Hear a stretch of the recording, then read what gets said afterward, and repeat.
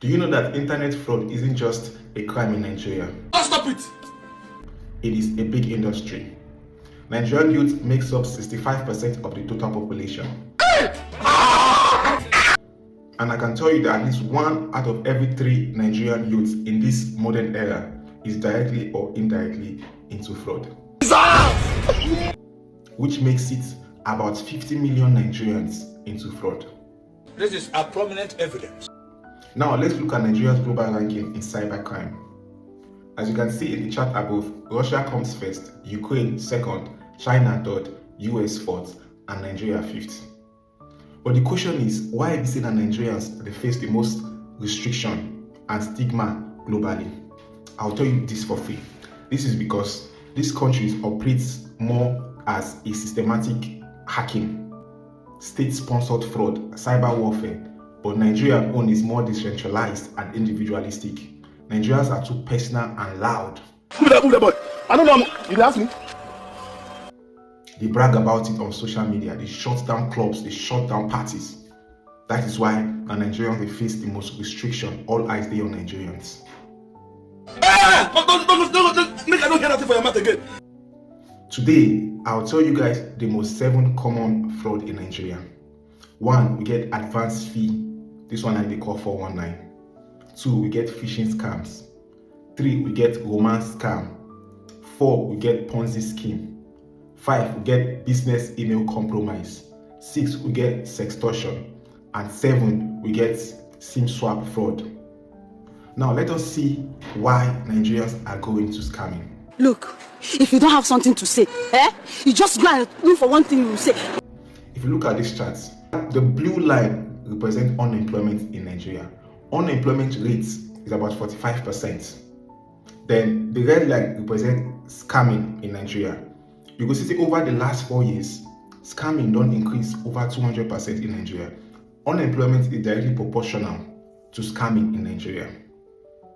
But other than this, look at the other reasons why Nigerians they go into fraud other than unemployment. I hear them, I go just push you from this place. You could see say 1, economic hardship. Things are hard, no be lie. Inflation day. If you dey even work, your money no go fit do anything again in Nigeria. Whether you dey into civil service job or you get handwork, people are finding it difficult to survive. And that is not peer pressure because you realize the people around you don't they chop life. You self go and go into scamming. You are talking trash, so I don't want to waste my time with you. Another one now cultural shifts. You go see it before when you hear say okay person they scam, everybody go to disassociate themselves from that person. Everybody go run away. Or now is a thing of joy. People brag about it. People know they see them as anything anymore. And that one now lack of consequences. There's this saying say now who them catch now be thief. So people don't assume that say everybody they steal, but who them catch now be thief. And then we get skill set drift. You go see say people will go into tech or those computer literates. Now they don't move from legal to illegal. They don't design websites to scam people. They don't go into hacking. So these are other reasons that makes Nigerians go into fraud. Now let's talk about the benefits of internet fraud. Anywhere when they don't go, no consign us. The thing will consign us at this moment. Though it's not added to Nigerian GDP because it's illegal, but I can tell you that these scammings don't benefit Nigerian economy. Take a look at how the dollars, the foreign currency, comes into Nigeria.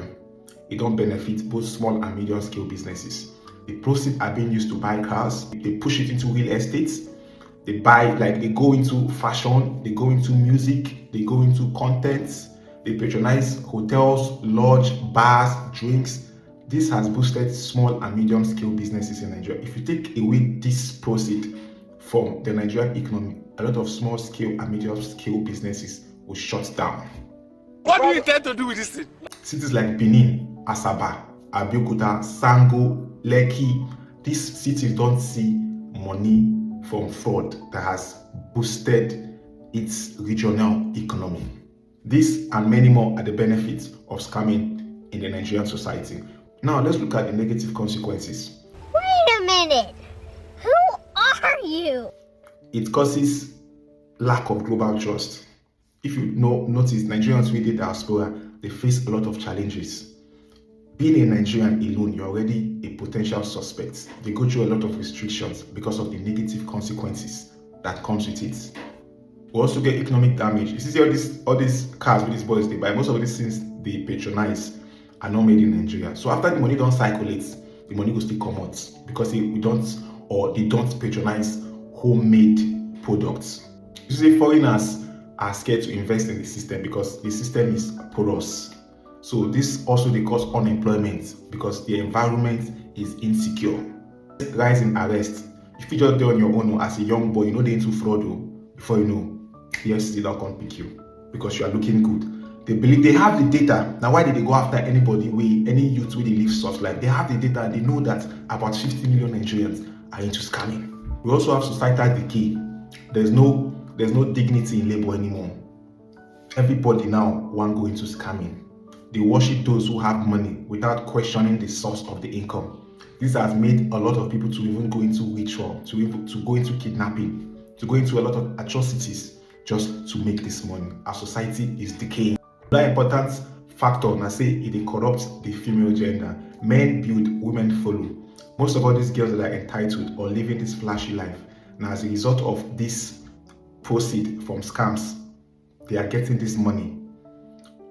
Ordinary civil servants no go fit fund the lifestyle of some of these girls. So this has made Nigerian girls to be entitled. They feel say everybody get money and they want the best lifestyle.